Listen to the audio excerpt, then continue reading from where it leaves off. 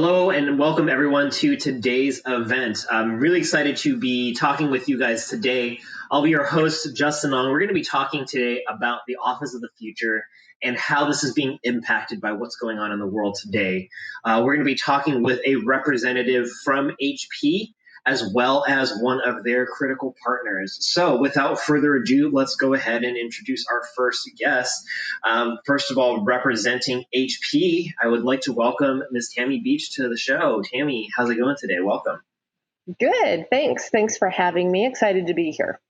Of course. Tami, for those who have not met you before, do you mind telling us a little bit about yourself and what you do for HP? Sure. So first, I'm beaming to you today from my kitchen here in Boise, Idaho. I've been at HP for about 23 years.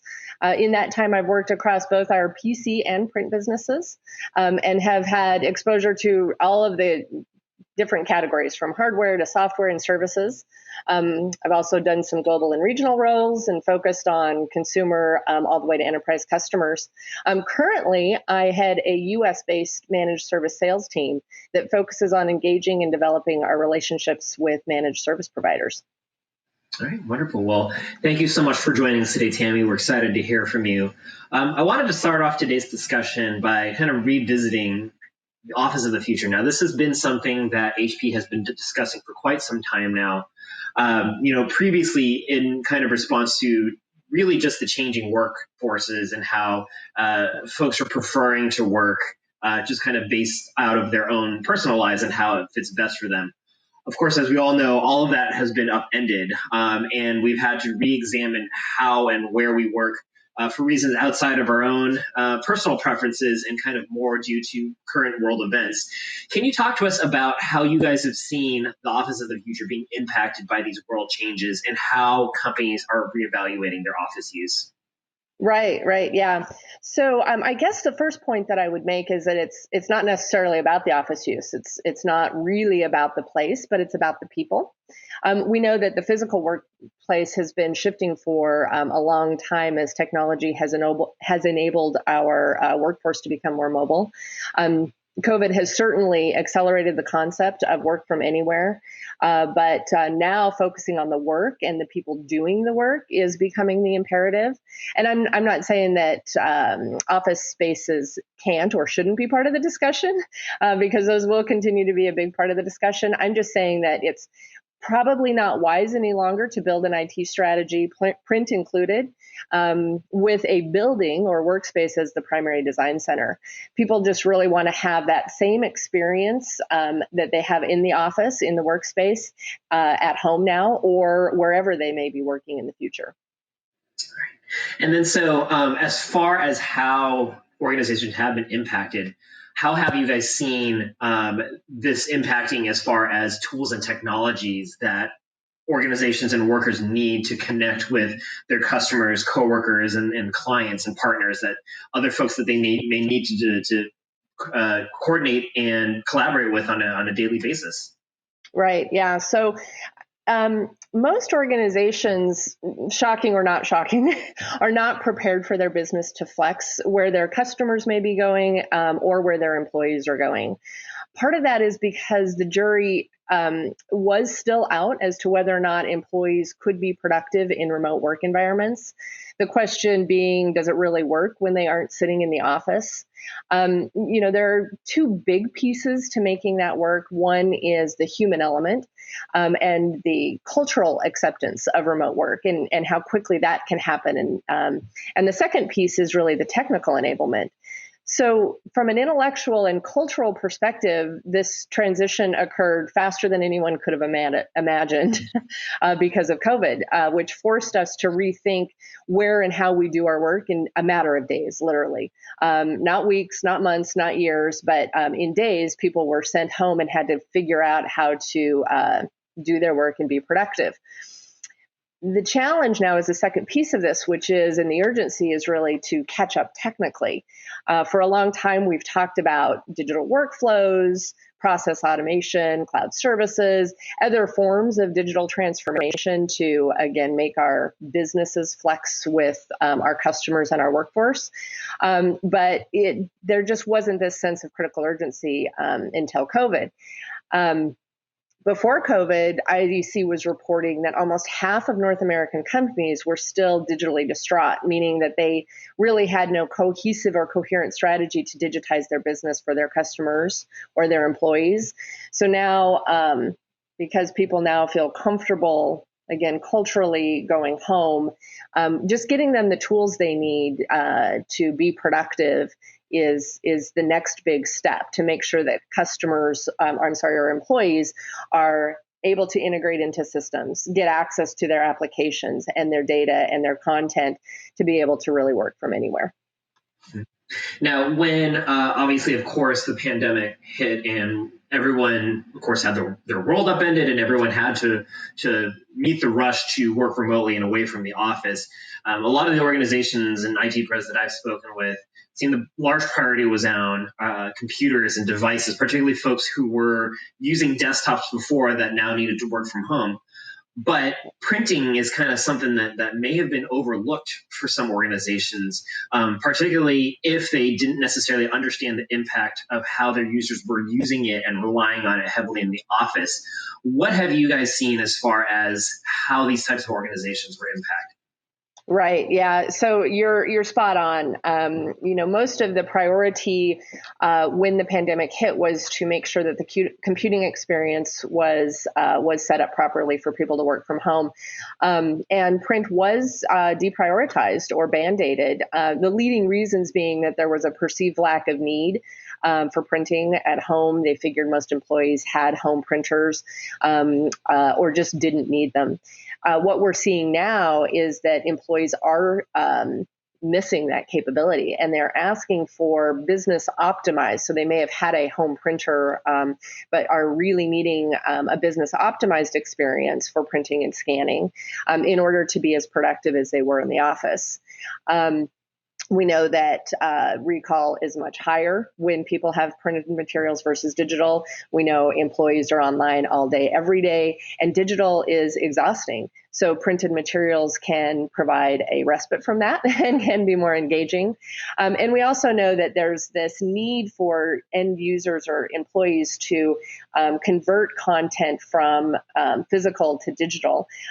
Print scan capabilities obviously help to facilitate that, whether you're taking notes on paper that you want to convert or archive digitally, or need to print a document, mark it up, rescan it, and send it out. Those are work processes that employees are trying to manage through without necessarily having that business optimized experience at their ready in their home office.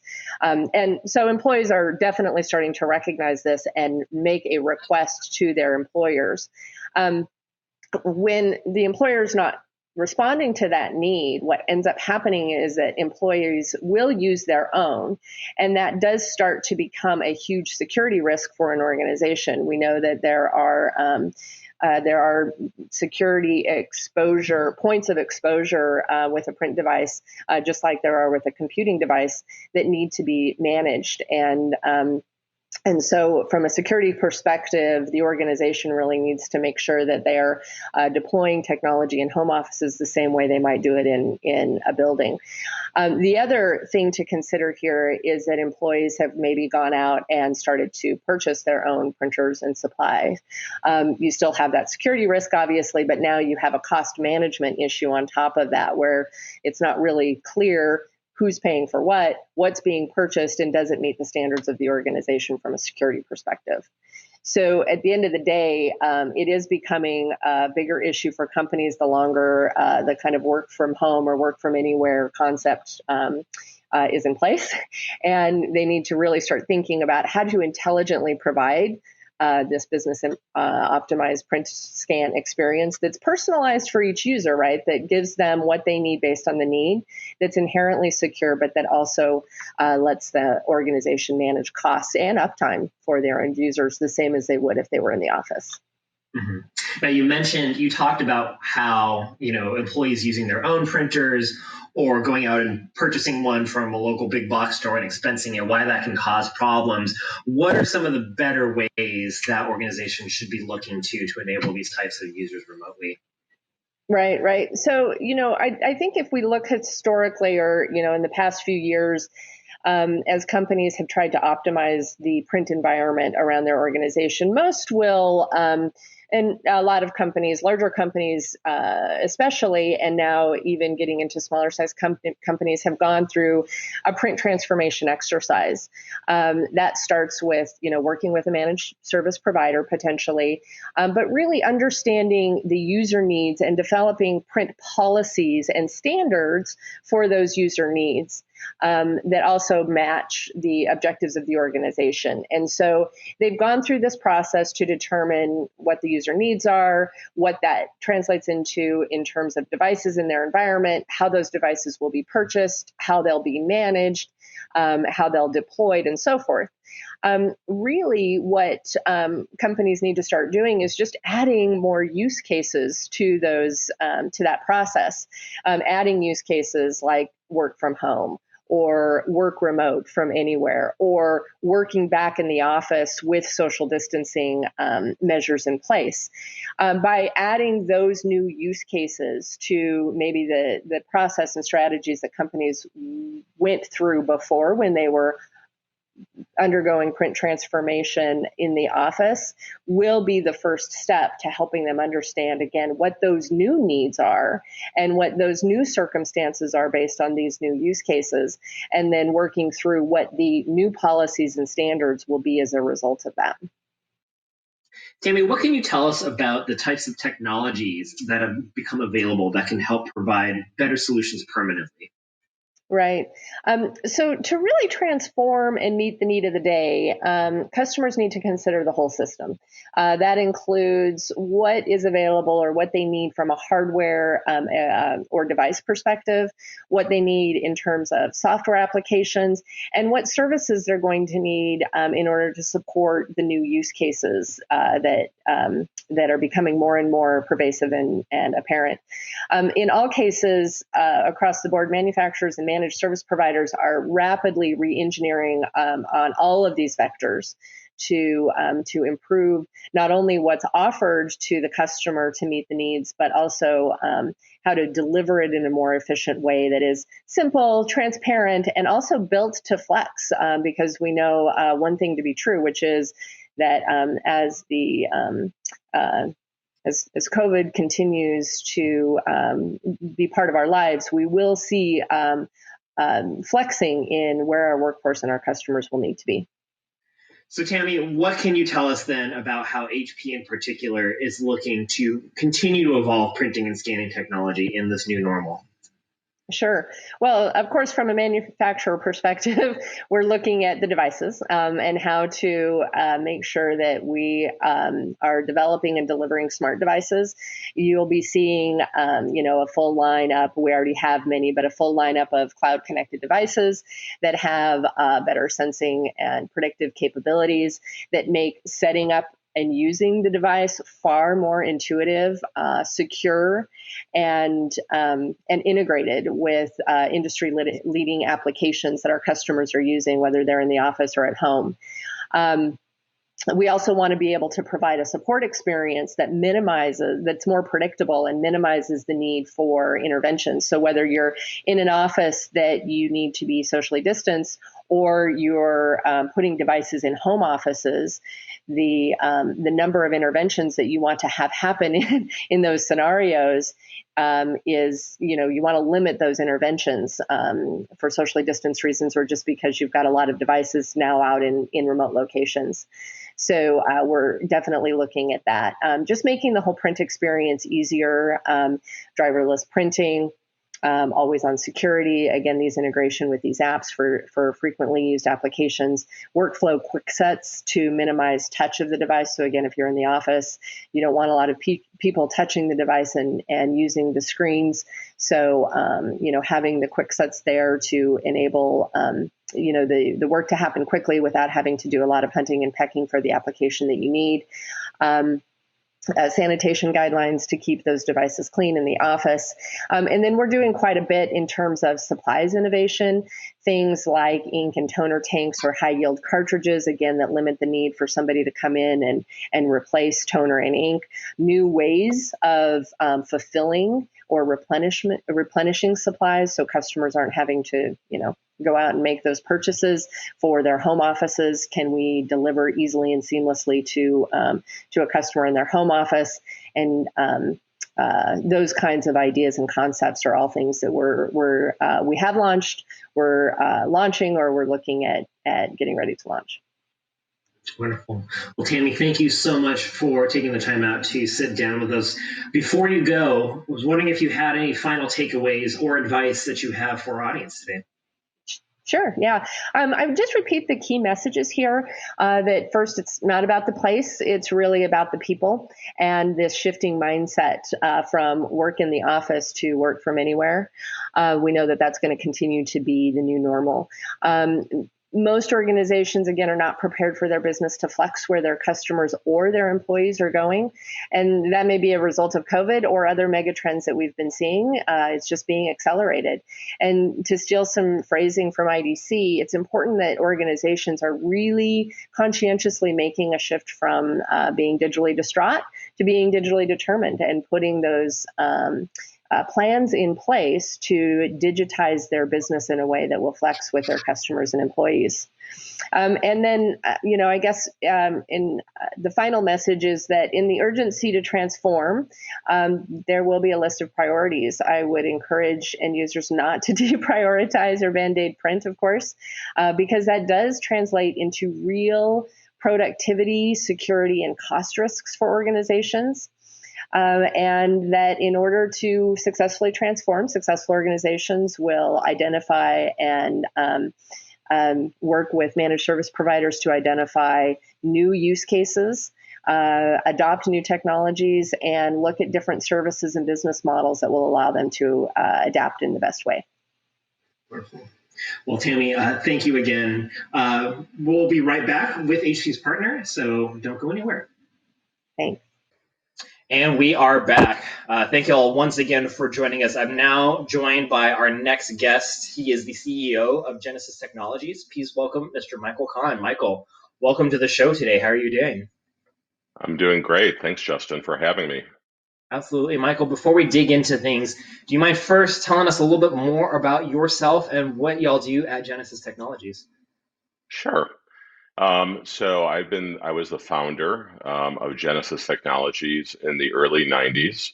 I'm also the CEO currently. We're a national managed print service provider.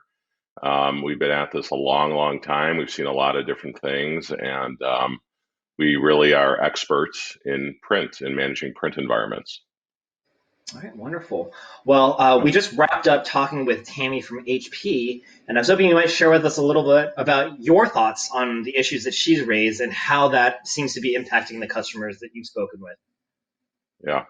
So I listened to Tami, and she has a lot of great insights, and I thought she was really dead on in terms of what she had said. We're seeing a lot of customers who are, having challenges, frankly, adapting to work from home. Print from home is an afterthought for a lot. A lot of people do have home printers, but companies haven't really thought out the security issues or just basics like how do my home users get supplies? How do we pay for it? Things like that. So I think your comment about flexing, being able to flex, unless you have someone who already had a mobile workforce, it was just kind of like every man for themselves. Just kind of figure out how to communicate with Zoom and print and use your home digital work environment. So, Michael, thank you for that. So when you guys do encounter customers that are facing some of these issues, how do you guys typically help them? What is your approach?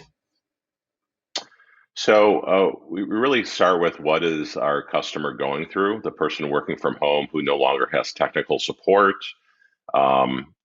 things like that. So we added, we do have a technical support desk help desk. So any customer who's working from home who needs help printing, scanning, just basics like that, we are offering that assistance to them. We also are offering them an extension of our MPS program with them. So if you're under a contract with us, you're going to get very good pricing on supplies, the service support, and for the customer, really is consolidated billing, which, if you think about it, if you have 100 people working from home now, do you want to process 100 expense reports, or do you want just one consolidated bill? So we really just tried to put ourselves in their shoes, which is quite easy because we were going through a lot of the same issues. And, those are some of the things we offer to them. Great. And as far as kind of how Genesis excels compared to other service providers that folks have an opportunity to work with, where would you guys say that you excel the most at? I think we excel really in being holistic in how we treat the customer. We're not a manufacturer who only wants to sell boxes. A lot of our competition are manufacturers or copier companies, and their main focus is to sell equipment. We're really looking, we know at some point in time people will upgrade their equipment. We want to be that person when that happens. But it's just really looking at listening to their customers. What do they need right now? What are they going through? What's their biggest need, and just working with them to assist them. For sure. So, Michael, thank you again for joining us today. As we start to wrap up here, I was wondering if you had any final advice or takeaways that you'd like to share with our audience today. Yeah, I think my final thought, having now that we're about 6 months into the pandemic, is there was different phases really in my mind. There was kind of the initial freak out that everyone went through, like, oh my God, we all have to work from home. Will I be healthy? Will I be safe?